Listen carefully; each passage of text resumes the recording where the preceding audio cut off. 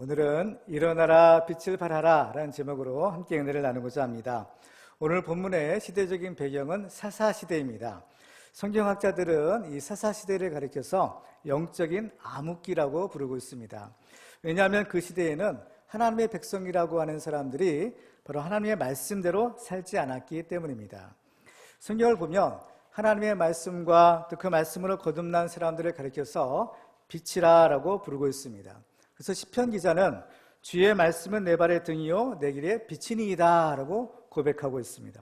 그리고 예수님은 제자들을 가리켜서 너희는 세상의 빛이다 라고 말씀합니다.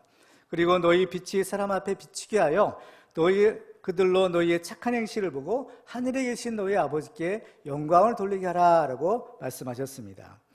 근데 빛이 제 빛을 발하지 못하게 되면 이 어둠의 시대가 되고 마는 것입니다. 이러한 사사시대의 특징을 한 문장으로 표현하고 있는 것이 있는데 그것은 바로 사사기서의 맨 마지막 장, 맨 마지막 구절입니다. 사사기서 21장 25절에 보면 그때 이스라엘의 왕이 없으므로 사람이 각기 자기의 소견에 옳은 대로 행하였더라 라고 기록하고 있습니다. 이스라엘의 왕은 하나님의 통치의 대리자로서 하나님의 말씀으로 백성을 다스리는 사람입니다. 그런데 이 이스라엘에 왕이 없었다라고 말하고 있어요.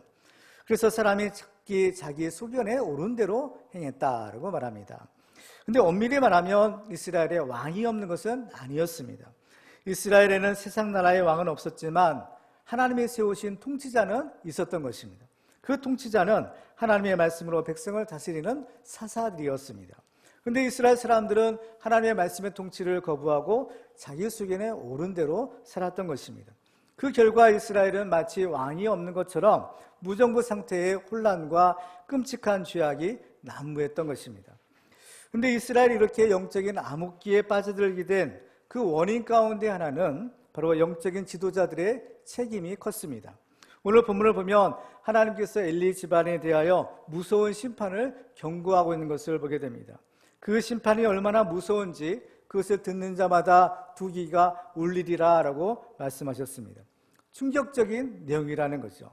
그 시대에 하나님의 말씀을 맡은 사람들은 바로 엘리의 제사장과 그의 아들들이었습니다. 그렇지만 그들은 하나님의 말씀을 무시했고 그들은 제멋대로 살았던 것입니다. 사무엘상 3장 1절을 보면 그 시대는 여호와의 말씀이 희귀하여 이상이 흔히 보이지 않았더라 라고 기록하고 있습니다. 우리는 바로 이 엘리를 볼 때 왜 그 시대가 하나님의 말씀이 희귀했는지를 알 수가 있습니다. 그렇지만 하나님의 등불은 아직 꺼지지 아니하였다라는 말씀처럼 하나님께서는 사무엘을 통해서 말씀을 주시고 그 말씀이 온 이스라엘에 전파되도록 하셨던 것입니다.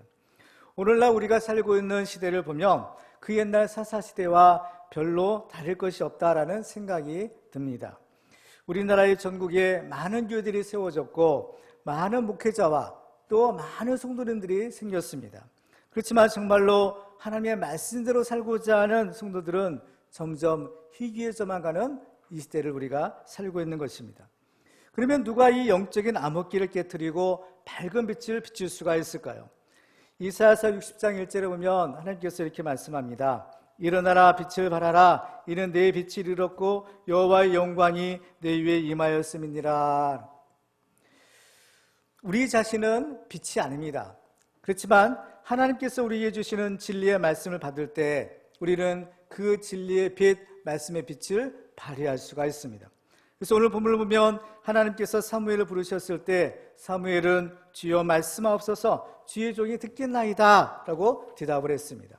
오늘 우리들은 우리에게 주시는 하나님의 음성을 듣고 일어나서 이 시대를 밝히는 빛의 사자들이 다 되시기를 주님의 이름으로 축원합니다.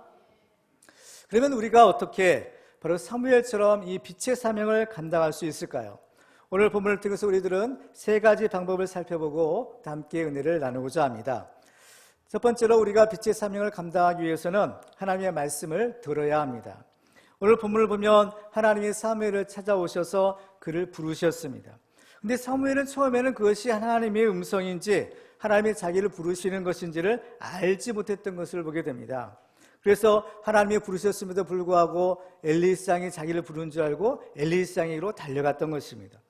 이러한 일이 세 번이나 반복되었을 때에야 엘리사장은 그것이 하나님이 이 사무엘을 부르시는가 보다 그래서 사무엘에게 하나님의 음성 듣는 법을 가르쳐 주었죠. 오늘 본문을 보면 네 번째 하나님이 사무엘을 부르셨을 때 그가 이렇게 대답하는 것을 보게 됩니다.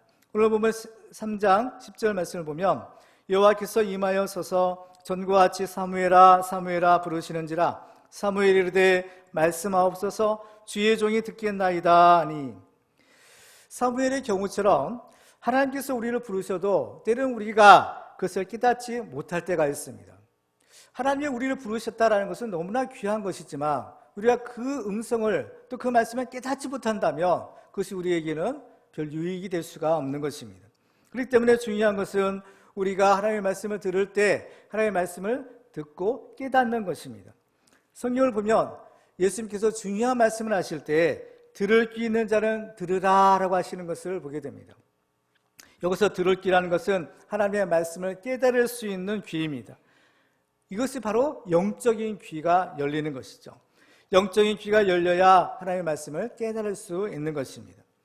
만일 하나님께서 우리에게 말씀하셔도 우리가 그 말씀을 깨닫지 못한다면 하나님이 보시기에 얼마나 답답하시겠습니까? 성경을 보면 하나님의 아들 예수께서 이 세상에 오셔서 바로 하나님의 말씀을 전해 주셨습니다. 그런데도 사람들은 그 말씀을 깨닫지 못하는 것을 보게 됩니다. 이와 같이 사람들이 하나님의 말씀을 깨닫지 못하면 어떻게 될까요? 씨 뿌리는 비유에서 보면 이것은 마치 새가 길가에 떨어진 씨를 먹어버린 것과 같다라고 하셨는데, 예수님께서는 마태복음 13장 19절에서 이렇게 말씀하셨습니다. 아무나 천국 말씀을 듣고 깨닫지 못할 때에는 악한 자가 와서 그 마음에 뿌려진 것을 빼앗나니 이는 곧 길가에 뿌려진 자요라고 말씀하고 있습니다. 정말 하나님의 말씀을 들었음에도 불구하고 그것을 깨닫지 못하는 것, 정말 이것은 큰 문제가 아닐 수가 없습니다. 성경에 보면 여러 가지 저주의 선언들이 나오는데 그 저주 중에 하나가 무엇이냐면 바로 이 하나님의 말씀을 깨닫지 못하는 것입니다. 하나님의 말씀을 듣지만 그 말씀을 깨닫지 못하는 것이죠. 하나님의 말씀을 들을 수 있는 귀가 막혀버리는 것입니다. 아모스 8장 10절에, 11절에 보면 이렇게 말씀하고 있습니다. 주 여호와의 말씀이니라. 보라 날이 이를지라. 내가 기근을 땅에 보내리니 양식이 없어 주림이 아니며 물이 없어 가람이 아니요 여호와의 말씀을 듣지 못한 기갈이라 라고 말씀합니다. 우리 영혼이 살기 위해서는 생명의 말씀, 하나님의 말씀을 우리가 들어야 되는데 그 하나님의 말씀을 듣지 못하기 때문에 영적인 기간과 기갈이 있다라는 것입니다. 그런데 우리의 영적인 기근과 기갈은 하나님이 우리에게 말씀을 주시지 않아서 생기는 것이 아니라는 것을 우리가 알아야 됩니다. 하나님은 항상 우리에게 말씀을 주시는 분입니다. 하나님은 말씀이시고 말씀을 주기에 주시는 분이시죠. 그런데도 불구하고 우리가 하나님의 말씀을 듣지 못한다, 그래서 그 결과로 영적인 기근과 영적인 기갈이 생긴다라는 것은 전적인 우리의 문제인 것입니다. 하나님의 말씀을 주시지 않았을가 아니라 바로 우리가 하나님의 말씀을 듣고도 깨닫지 못하기 때문인 것입니다. 신명기서에 보면 모세가 이스라엘 백성들을 향해서 이런 말을 하는 것을 보게 됩니다. 신명기서 29장 2절 이하에 보면 모세가 온 이스라엘을 소집하고 그들에게 이르되 여호와께서 애굽 땅에서 너희의 목전에 바로와 그의 모든 신하와 그의 온 땅에 행하신 모든 일을 너희가 보았나니 곧 그 큰 시험과 이적과 큰 기사를 네 눈으로 보았느니라. 그러나 깨닫는 마음과 보는 눈과 듣는 귀는 오늘 여호와께서 너희에게 주지 아니하셨느니라 라고 말씀합니다. 그러니까 이스라엘 백성들은 하나님이 엄청난 그 기적을 보았다라는 거예요. 체험했다는 겁니다. 그랬음에도 불구하고 그들은 그것을 깨닫지 못했다라는 겁니다. 그 결과로 출애굽 1세대들은 가나안 땅에 들어가지 못했던 것입니다. 그러면 왜 사람들이 하나님의 말씀을 들어도 깨닫지 못하는 것일까요? 예수님께서는 그 원인을 명확하게 지적해 주셨는데 그 원인은 바로 사람들의 마음이 완악하기 때문이다 라고 말씀합니다. 마태복음 13장 14절 이하에 보면 주님께서 이렇게 말씀합니다. 이사야의 예언이 그들에게 이루어졌으니 일러스되 너희가 듣기는 들어도 깨닫지 못할 것이요 보기는 보아도 알지 못하리라. 이 백성들의 마음이 완악하여져서 그 귀는 듣기에 둔하고 눈은 감았으니 이는 눈으로 보고 귀로 듣고 마음으로 깨달아 돌이켜 내게 고침을 받을까 두려워함이라 하였느니라 라고 말씀합니다. 바로 이 백성들의 마음이 완악하여졌기 때문이라는 거예요. 하나님의 말씀하시지 않은 것이 아닙니다. 말씀해 주셨고 보여주셨고 들려주셨음에도 불구하고 그들의 마음이 완악하기에 그것을 깨닫지 못하게 되는 겁니다. 그 때문에 호세아 선지자는 너희의 묵은 땅을 기경하라 라고 말씀합니다. 호세아 10장 12절에 보면 너희가 자기를 위하여 공의를 심고 인애를 거두라. 너희 묵은 땅을 기경하라. 지금이 곧 여호와를 찾을 때니 마침내 여호와께서 오사 공의를 빛처럼 너희에게 내리시리라. 너희의 묵은 땅을 기경하라는 것.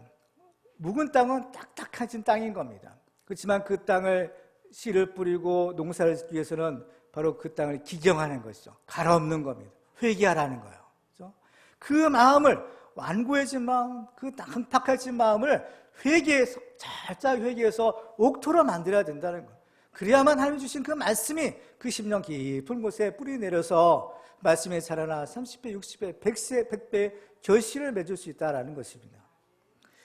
사무엘이 마침내 하나님의 음성을 듣고 믿음으로 응답했던 것처럼 우리가 이 빛의 사명을 감당하기 위해서는 하나님이 우리에게 주시는 그 말씀을 먼저 깨달아야 합니다. 에스겔서 40장을 보면 주님께서 에스겔 선지자에게 이렇게 말씀하신 것을 보게 됩니다. 에스겔서 40장 4절 말씀에는 그 사람이 내게 이르되 인자야 내가 내게 보이는 그것을 눈으로 보고 귀로 들으며 내 마음으로 생각할지어다. 내가 이것을 내게 보이려고 이리로 데리고 왔나니 너는 본 것을 다 이스라엘 족속에게 전할지어다 하더라. 하나님이 에스겔을 하나님의 말씀의 종으로 그를 세우신 거예요. 그 에스겔 선지자에게 너는 눈으로 보아라, 귀로 들어라, 내 마음으로 생각해 보아라는 거예요. 그래서 하나님께서 너에게 주시는 그 말씀을 바로 이스라엘 백성들에게 전하라, 이 명령을 주시는 겁니다. 정말로 하나님의 말씀을 듣고 깨닫는 것이 은혜인 겁니다. 하나님의 말씀 우리가 들을 때 이것이 하나님의 말씀이구나, 우리가 이해가 되고 깨닫는 것, 이것이 벌써 하나님께서 우리에게 은혜 주시는 증거인 것입니다. 이것은 바로 성령 하나님께서 우리를 도와주신다는 증거이기도 합니다. 성령으로 아니하고는 예수를 주라 할 수 없다라고 말씀하시는 것처럼 성령의 도우심이 없으면 우리는 예수를 믿을 수도 없고 하나님을 믿을 수도 없는 겁니다. 왜냐? 말씀을 깨달을 수가 없기 때문인 거예요.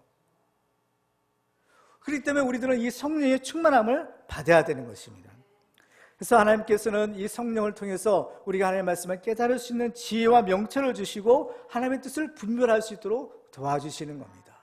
그렇기 때문에 우리 모두는 성령 충만해서 우리 예수님이 하나님의 말씀을 듣고 깨달아 빛의 사명을 잘 감당하시기를 주님의 이름으로 축원합니다. 두 번째로 우리가 빛의 사명을 감당하기 위해서는 하나님의 말씀을 순종해야 합니다. 오늘 본문을 보면 하나님께서 사무엘을 부르셨을 때 사무엘이 이렇게 대답합니다. 오늘 보면 3장 10절을 다시 한번 제가 읽어보면 이렇게 기록하고 있습니다. 여호와께서 임하여 서서 전과 같이 사무엘아 사무엘아 부르시는지라. 사무엘이 이르되 말씀하옵소서 주의 종이 듣겠나이다 하니. 여기서 사무엘은 하나님의 부르심에 대하여 말씀하옵소서 주의 종이 듣겠나이다 라고 대답합니다. 말씀하옵소서 주의 종이 듣겠습니다. 이것은 하나님께서 나에게 무슨 말씀을 주시든지 내가 그 말씀에 순종하겠습니다 라는 말이에요. 엘리의 시장이나 그 당시 이스라엘 사람들의 문제는 바로 하나님의 말씀을 들어도 그 말씀에 순종하지 않는 것이었습니다. 하나님의 말씀을 주셨지만 다 자기 생각대로 자기 속에 오른 대로만 살았던 시대였던 겁니다. 그러나 이러한 시대에 이 사무엘은 주여 말씀하옵소서 내가 듣겠나이다, 내가 하나님의 말씀대로 순종하겠나이다, 이러한 각오와 결단으로 하나님 앞에 선 사람인 겁니다. 그렇기 때문에 하나님께서는 바로 이 사무엘에게 하나님의 말씀을 주신 것입니다. 이 사무엘처럼 우리가 하나님의 말씀에 순종해야 되는데 우리가 하나님의 말씀에 순종해야 되는 가장 중요한 이유가 있습니다. 그것은 바로 하나님께서 하신 말씀은 반드시 이루어지기 때문인 겁니다. 오늘 본문에서 하나님께서는 사무엘에게 이렇게 말씀하셨습니다. 사무엘상 3장 12절 말씀을 보면 내가 엘리의 집에 대하여 말한 것을 처음부터 끝까지 그날에 그에게 다 이루리라. 처음부터 끝까지 다 이루겠다는 거예요. 그러니까 하나님 말씀하신 것은 다 이루시겠다는 겁니다. 누가 말씀하셨어요? 살아계신 하나님이 말씀하신 겁니다. 그 하나님이 그 말씀을 다 이루시는 거예요. 이것이 바로 신실하신 하나님, 살아계신 하나님, 전능하신 하나님의 말씀인 겁니다.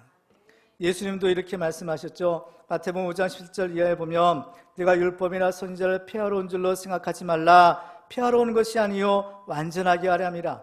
진실로 너희에게 이르노니 천지가 없어지기 전에는 율법의 1.1획도 결코 없어지지 아니하고 다 이루리라.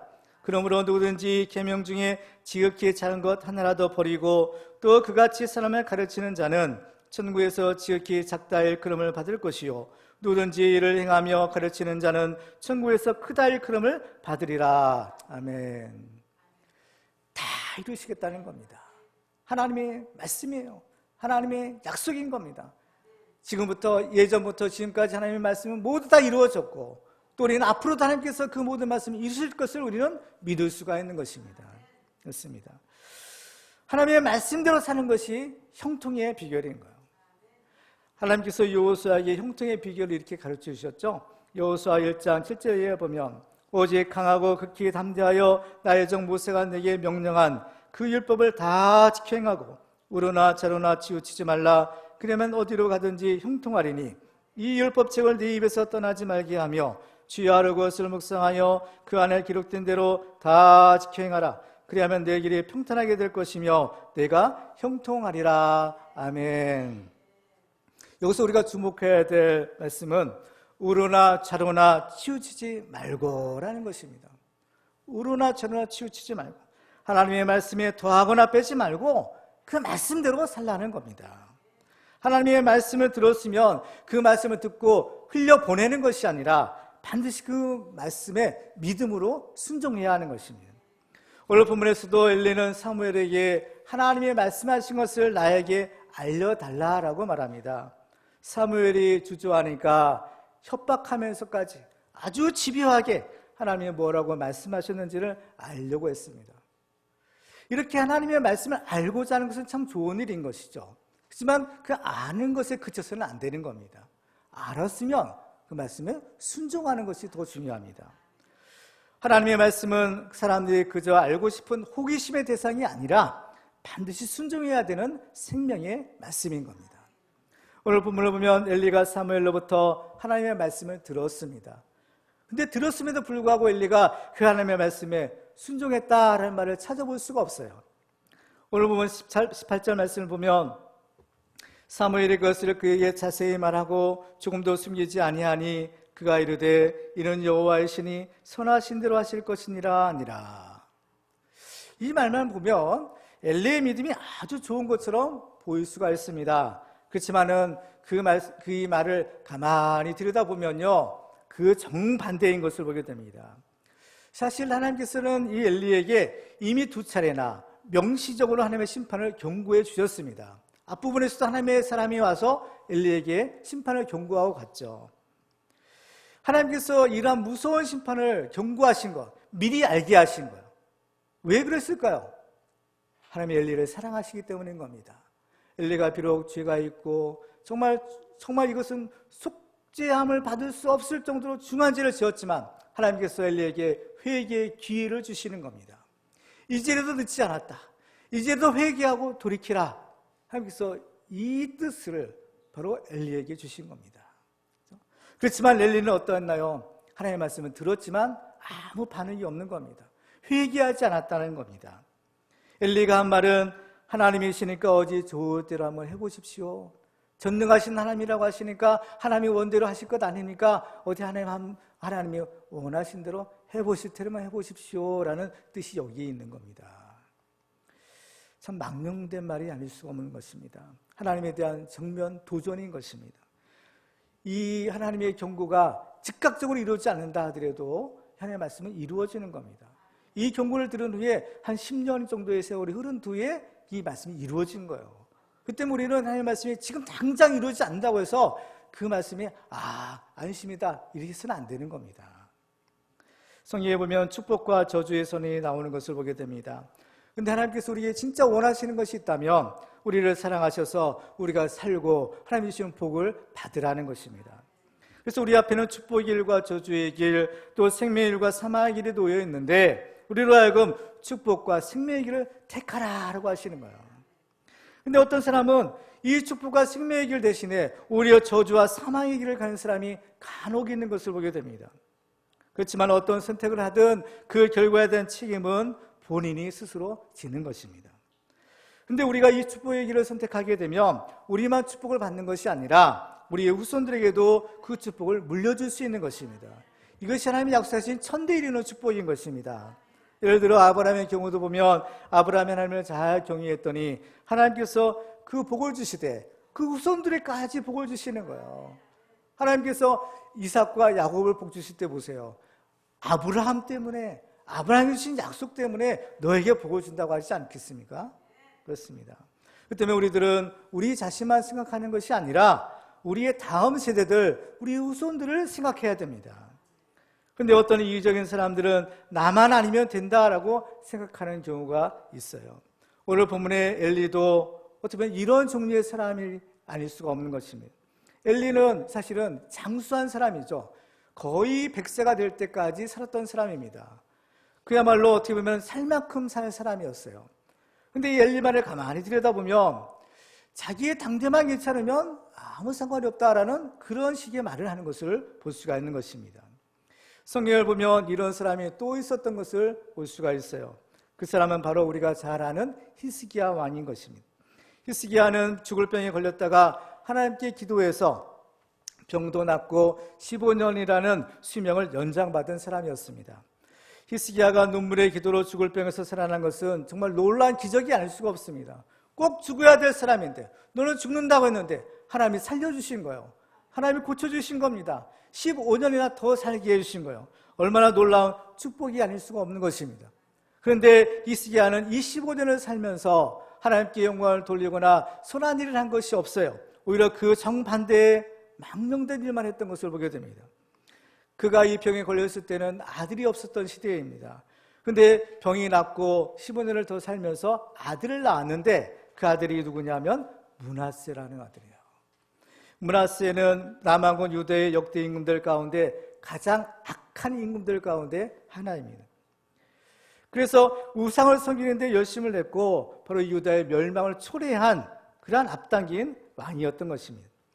그리고 히스기야는 자기 병이 나아서 자기의 문병을 온 바벨론의 신하들에게 하나님께 영광을 돌리지 않습니다. 내가 나은 것은 하나님이 나를 고쳐주셨기 때문이다. 하나님께 영광을 돌리지 않았어요. 오히려 자기의 보물창고를 다 열어 보여주면서 자기 영광을 자랑했던 것입니다. 그러니까 하나님께서 히스기야에게 이사야 선지자를 보내서 경고하시죠. 열왕기하 20장 16절에 보면 이사야가 히스기야에게 이르되 여호와의 말씀을 들으소서. 여호와의 말씀의 날이 이르리니 왕궁의 모든 것과 왕의 조상들이 오늘까지 쌓아두었던 것이 바벨론으로 옮긴 바 되고 하나도 남지 아니할 것이요 또 왕의 몸에서 날 아들 중에서 사로잡혀 바벨론 왕궁의 환관에 들이라 하셨나이다 하니. 참으로 무서운 말씀이 아닐 수가 없는 겁니다. 나라가 망한다는 거예요. 이 말을 들은 히스기야가 뭐라고 말했습니까? 열왕기하 10장 19절에 보니까 히스기야가 이사야에게 이르되 당신이 전한 바 여호와의 말씀이 선하니이다 하고 또 이르되 만일 내가 사는 날에 태평과 진실이 있을진데 어찌 선하지 아니하리오 하니라. 이 모든 저주가 임할 것이라는 말씀이 선하다고 했어요. 그 말씀대로 이루어질 거라고 했습니다. 그런데 문제는 뭐냐? 내가 사는 날만 아무 일 없으면 괜찮다라는 거예요. 내가 사는 동안에만 평안하게 살고 내가 사는 동안에만 잘 살면 내 아들들이야, 내 후손들이야 죽든 말든 망하든 말든 상관하지 않겠다라는 겁니다. 역대하에서 보면 이 장면을 이렇게 기록하고 있습니다. 역대하 32장 24절과 25절을 보면 그때 히스기야가 병들어 죽게 되었으므로 여호와께 기도하며 여호와께서 그에게 대답하시고 또 이적을 보이셨으나 히스기야가 마음이 교만하여 그 받은 은혜를 보답하지 아니하므로 진노가 그와 유다와 예루살렘에 내리게 되었더니. 하나님이 이적을 보이신 거예요. 기적을 보여주셔서 그를 죽을 병에서 살려주신 겁니다. 은혜 주신 거죠. 근데 히스기야는 어때요? 마음이 교만해졌다고 합니다. 그 은혜를 보답하지 않았다는 거예요. 정말 하나님께서 우리에게 은혜 주셔서 우리가 이렇게 잘 사는 시대를 우리가 살고 있습니다. 우리 대한민국, 우리 조상들의 5,000년 역사를 가지고 있다는데 5,000년 역사를 가지고 우리나라에서 지금처럼 잘 사는 때가 없었던 거예요. 지금처럼 풍요하고 부유한 때가 없었던 겁니다. 이렇게 하나님께서 우리에게 복 주시고 은혜 주시고 축복하셨는데 과연 우리가 그 하나님께 얼마나 감사하고 하나님의 그 축복에 얼마나 우리가 사명을 감당했는가 우리가 한번 돌이켜볼 필요가 있는 겁니다. 하나님의 말씀은 단순히 호기심의 대상이 되어서는 안 되는 것입니다. 하나님의 말씀은 우리가 듣고 반드시 믿음으로 순종해야 되는 말씀인 것입니다. 하나님께서 장래를 우리에게 미리 말씀해 주시는 것은 그 말씀을 듣고 그 죄에서 돌이켜 회개하라라는 것입니다. 멸망의 길에서 돌이켜 회개하고 죽지 말라라는 것입니다. 그런데 완악한 마음을 품었던 엘리나 히스기야는 회개하기를 거부함으로 결국 경고대로 멸망과 저주를 받을 수밖에 없었던 것입니다. 바로 이러한 완악한 마음이, 회개하지 않는 이런 완악한 마음이 하나님 앞에서는 큰 죄인 겁니다. 아무리 큰 죄라 할지라도 회개하기만 하면 하나님은 다 용서해 주시는 겁니다. 하나님이 용서하지 못할 죄가 없어요. 예수의 보혈의 피로 용서받지 못할 죄가 없는 것입니다. 다만 중요한 것은 우리가 하나님 앞에 회개하는 거예요. 하나님은 그 회개하는 애통하는 마음을 중히 여기시고 그 애통하는 마음, 회개한 마음을 하나님께서 찾으시는 겁니다. 사무엘상 15장 22절에 보면 순종이 제사보다 낫고 듣는 것이 순양의 기름보다 나으니 이는 거역하는 것은 점치는 죄와 같고 완고한 것은 사신 우상에게 절하는 죄와 같음이라. 왕이 여호와의 말씀을 버렸으므로 여호와께서도 왕을 버려 왕이 되지 못하게 하셨나이다. 하나님의 말씀에 불순종했던 그 사울왕에 대한 바로 하나님의 경고의 말씀인 겁니다. 그래서 거역하는 것은 점치는 죄와 같고 완고한 것은 사실 우상에게 절하는 죄와 같다. 이 얼마나 이게 큰 죄인 것입니다. 오늘 본문을 보면 사무엘이 얼마나 하나님의 말씀에 순종했는지를 우리는 알게 돼요. 이렇게 강팍하고 완악한 시대에 살면서 사무엘은 정말 하나님의 말씀대로 살고자 몸부림치며 노력했던 사람인 겁니다. 오늘 보면 3장 19절 말씀을 보면 이렇게 기록하고 있습니다. 사무엘의 자람에 여호와께서 그와 함께 계셔서 그의 말이 하나도 땅에 떨어지지 않게 하시니라고. 자기 말씀을 보면 하나님이 사무엘과 함께 하시기 때문에 그 사무엘의 말을 하나도 땅에 떨어지지 않게 하셨다. 그러니까 하나님의 말을, 이 사무엘의 말을 하나님이 다 이루어 주셨다는 거예요. 사무엘이 무슨 말을 하든지 하나님이 그 말대로 다 성취되게 이루어지게 하신 거예요. 그런데 이 말을 한번요 가만히 생각해 볼 필요가 있습니다. 그러면 왜 하나님이 사무엘의 모든 말을 다 이루게 하셨을까? 왜 이루게 하셨을까? 그것은 바로 이 사무엘이 하나님의 말씀의 사람이었기 때문입니다. 하나님의 말씀대로 순종하고자 했기 때문이에요. 이 사무엘이 말하는 것은 무슨 말이겠어요? 자기의 생각과 자기의 말이겠어요? 하나님의 말씀이겠어요? 사무엘은 하나님의 말씀의 사람, 선지자인 겁니다. 사무엘이 말한 것은 다 하나님의 말씀만 전한 거예요. 그러니까 사무엘의 말은 곧 하나님의 말씀이요, 하나님의 말씀이기 때문에 하나님이 그 말씀을 이루시는 겁니다. 여기에 비결이 있는 거예요. 우리는 하나님이 함께 하시고 하나님께서 나를 도와주시길 원합니다. 근데 그 전에 우리는요, 우리가 하나님께 가야 되는 거예요. 우리가 하나님의 편에 서야 되는 겁니다. 그러면 하나님이 자연히 우리와 함께 하시고 하나님이 우리를 도와주실 수 있는 거예요. 우리가 하나님의 말씀을 거절하고 하나님의 반대편에 서는데 어떻게 하나님이 우리를 도와줄 수 있겠습니까? 베드로전서 4장 11절에 보면 이렇게 말씀합니다. 만일 누가 말하려면 하나님의 말씀을 하는 것 같이 하고 누가 봉사하려면 하나님이 공급하시는 힘으로 하는 것 같이 하라. 만일 누가 말하려면 하나님의 말씀을 하는 것 같이 하는 거. 그러니까 모든 말이 어때요? 하나님의 말씀만 하는 거죠. 그렇죠? 그래서 하나님께서는 바로 이 사무엘에게 하나님의 말씀을 주시는 거예요. 그래서 이 말씀을 통해 자기를 계시하셨다, 나타나셨다라고 말하고 있죠. 자, 오늘 보면 사무엘상 3장 21절을 보세요. 여호와께서 실로에게 다시 나타나시되 여호와께서 실로에서 여호와의 말씀으로 사무엘에게 자기를 나타내시니라. 바로 이 사무엘에게 하나님의 말씀을 주셨다는 거예요. 하나님께서 자기를 나타내시는 계시라고 합니다. 여러 가지 계시의 수단과 방법들이 있지만 가장 확실하고 분명한 계시의 수단은 말씀의 계시인 거예요. 근데 사무엘에게 하나님이 그 말씀을 주셨다는 거예요. 그러니까 이 사무엘이 얼마나 명확하게, 얼마나 명쾌하게 하나님의 말씀, 하나님을 알 수 있겠어요. 하나님께서 바로 사무엘에게 말씀으로 자기를 나타내셨다라고 말합니다. 오늘도 하나님께서 우리에게 주신 말씀이 있습니다. 그 말씀을 통해서 하나님께서 우리에게 하나님이 어떤 분이신지를 알게 하시는 거예요. 나타내 주시는 겁니다. 그래서 우리는 말씀으로 그 하나님을 알 수 있는 것이고 또 우리는 그 말씀을 전할 수 있는 거죠. 예수님의 삶이 바로 이런 삶이었던 것을 보게 됩니다. 예수님은 오직 하나님의 말씀만 전하고 그 말씀대로 사셨던 분이죠. 요한복음 12장 49절과 50절에 보면 예수님이 이렇게 말씀합니다. 내가 내 자유로 말하는 것이 아니요 나를 보내신 아버지께서 내가 말할 것과 이를 것을 친히 명령하여 주셨으니 나는 그의 명령이 영생인 줄 아노라. 그러므로 내가 이르는 것은 내 아버지께서 내게 말씀하신 그대로니라 하시니라. 예수님이 하신 모든 말씀은 다 하나님이 주신 거라는 거. 하나님이 자기에게 주신 말씀을 그대로 너에게 전하는 것이다 라고 하는 거. 그렇기 때문에 예수님의 말씀은 곧 하나님의 말씀이에요. 이 하나님의 말씀이 그래서 능력의 말씀인 거예요. 예수님의 말씀으로 다 치유하시고 말씀으로 기적을 일으키시잖아요. 이유가 뭡니까? 그 말씀이 하나님의 말씀이기 때문인 겁니다. 온 세상을 말씀으로 창조하시고 말씀으로 이 세상을 다스리시고 말씀으로 심판하시는 그 하나님의 말씀이 곧 예수님의 말씀이었기 때문인 거예요. 우리들도 이 하나님의 말씀을 듣고 그 말씀에 온전히 순종함으로써 바로 이 말씀으로 일생에 하나님의 영광을 드러내는 빛의 사자들이 다 되시기를 주님의 이름으로 축원합니다. 마지막으로 우리가 이 빛의 사명을 감당하기 위해서는 하나님의 말씀을 증언해야 합니다. 사도행전에 보면 예수님께서 제자들에게 주시는 지상 명령이 있어요. 바로 사도행전 1장 8절 말씀입니다. 오직 성령이 너희에게 마시면 너희가 권능을 받고 예루살렘과 온 유대와 사마리아와 땅끝까지 이르러 내 증인이 되리라 하시니라. 아멘. 내 증인이 되라는 거. 근데 예수의 증인이 되라는 것은 곧 복음을 전하라라는 것입니다. 왜냐하면 예수님 자신이 말씀이 육신이 되어 오신 하나님의 아들이시기 때문입니다. 그러므로 예수의 증인이 되는 것이나 복음을 전하는 것이나 하나님의 말씀을 증언하는 것은 모두 다 같은 의미인 것입니다. 그런데 예수의 증인이 되려면 조건이 있어요. 뭐냐? 바로 성령의 충만함을 받아야 한다는 겁니다. 왜냐하면 바로 권능을 받기 위해서인 거예요.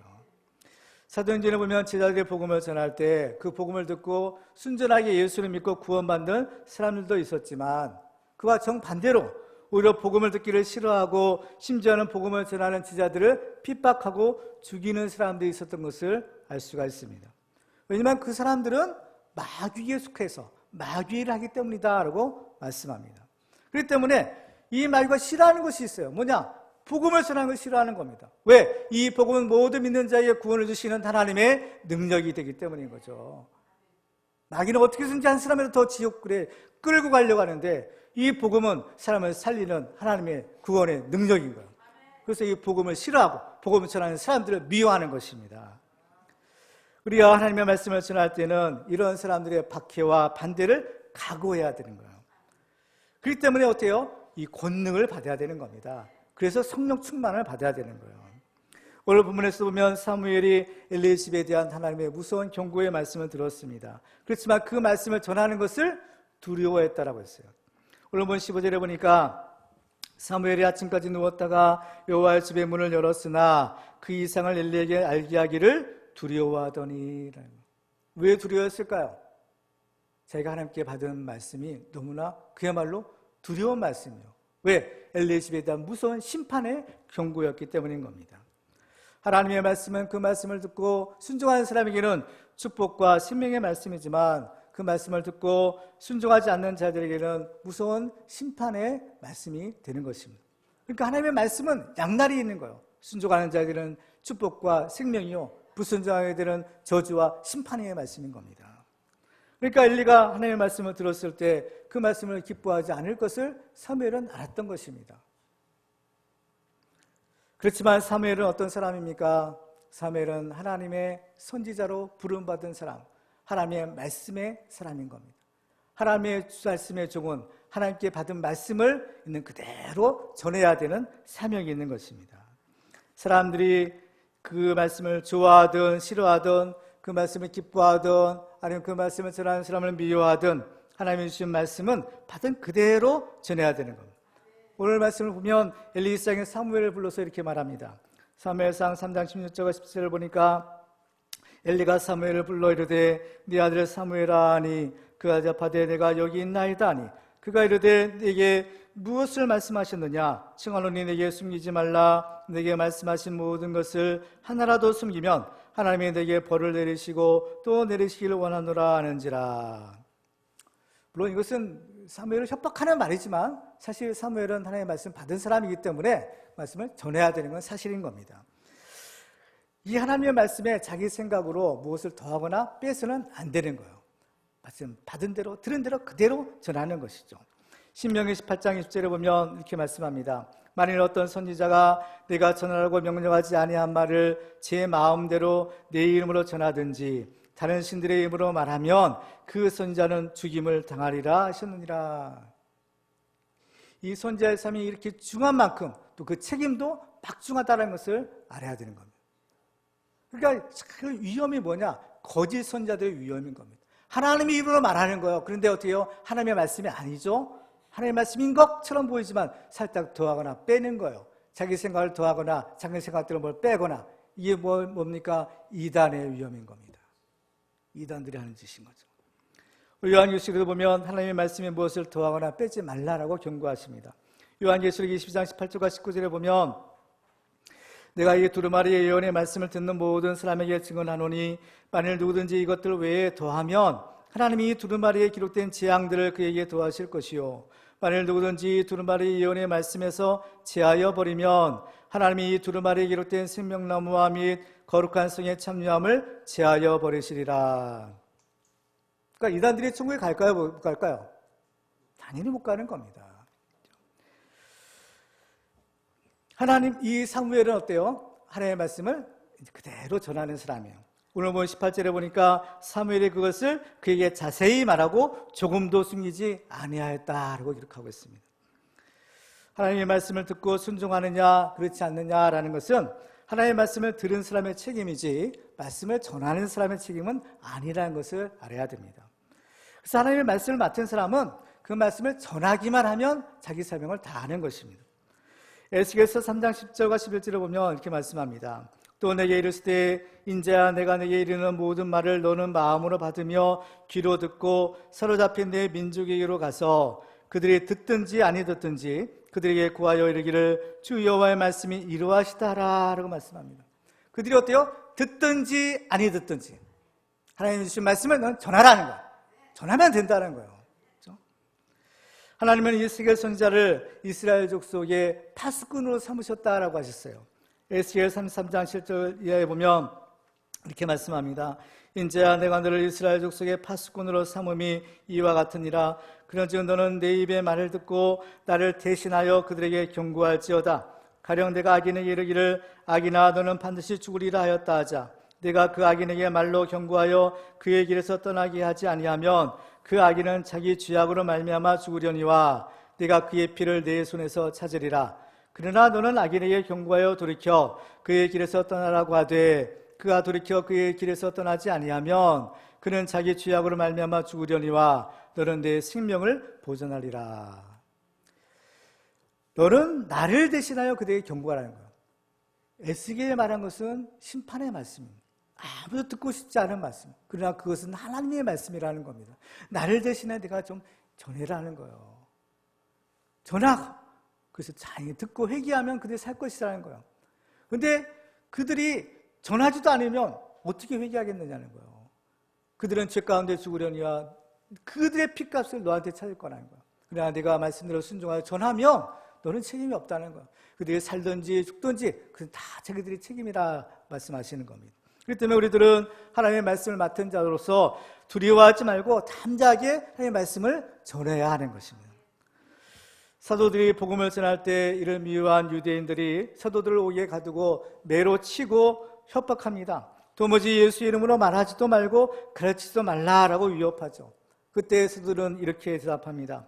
사도행전 4장 19절과 20절에 보면 베드로와 요한이 대답하여 이르되 하나님 앞에서 너희 말을 듣는 것이 하나님의 말씀을 듣는 것보다 옳은가 판단하라. 우리는 보고 들은 것을 말하지 아니할 수 없다. 우리가 지금 하나님 앞에 있는데 너희 말을 듣는 것이 옳으냐 하나님의 말씀을 듣는 것이 옳으냐 너희가 한번 생각해 보라는 거예요. 당연히 하나님의 말씀을 전해야 되는 거죠. 우리는 보고 들은 것을 말하지 아니할 수 없다라고 말하고 있습니다. 우리들도 하나님 앞에서 우리가 보고 들은 것을 말해야 되는 사명이 우리에게 주어지는 것입니다. 그러므로 우리는 때를 얻든지 못 얻든지 이 하나님의 말씀을 부지런히 전해야 되는 겁니다. 그래서 바울은 믿음의 아들 디모데에게 이렇게 말합니다. 디모데후서 4장 2절에 보면 너는 말씀을 전파하라. 때를 얻든지 못 얻든지 항상 힘쓰라. 범사에 오래 참음과 가르침으로 경책하며 경계하며 권하라 라고 말씀합니다. 너는 말씀을 전파하라. 때를 어떤지 못 어떤지 항상 힘쓰라는 거예요. 항상 힘쓰는 거예요. 사무엘도 하나님의 말씀을 받은 자로서 어땠을까요? 하나님의 말씀을 항상 때를 어떤지 못 어떤지 누구에게든지 하나님의 말씀을 담대하게 전하는 겁니다. 왕이라 할지라도 사울에게 할지라도 하나님의 말씀을 그대로 전한 것이 사무엘인 것입니다. 그 결과로 어땠을까요? 사무엘상 4장 1절을 보면 이렇게 기록하고 있습니다. 사무엘의 말이 온 이스라엘에 전파되니라. 사무엘의 말은 누구의 말입니까? 하나님의 말씀인 거예요. 하나님의 말씀이 온 이스라엘에 전파되었다라는 거예요.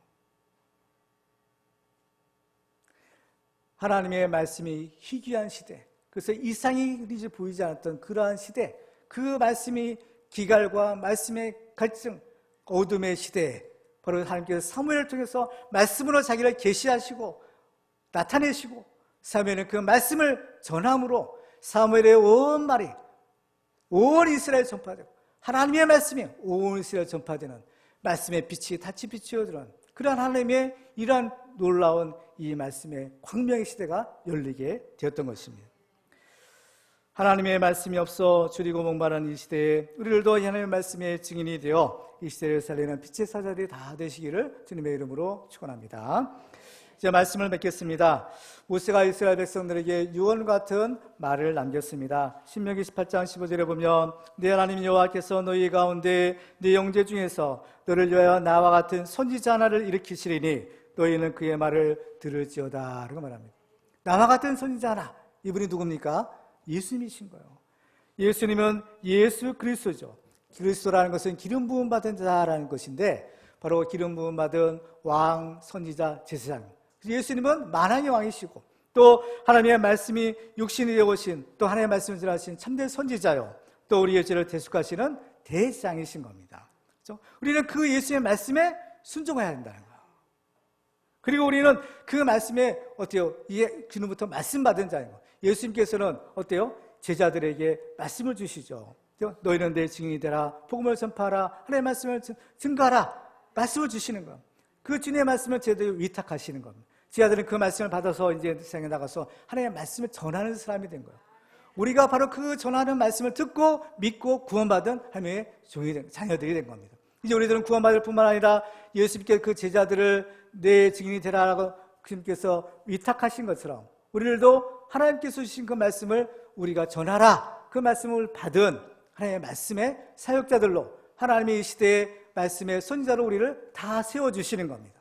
말씀을 전파하라 말씀하셨어요. 주님의 명령인 것입니다. 그렇기 때문에 우리들도 예수님의 제자들처럼 이 하나님의 말씀을 듣고 순종하며 전파함으로써 일어나 빛을 발하는 하나님의 종들이 다 되시기를 주님의 이름으로 축원합니다.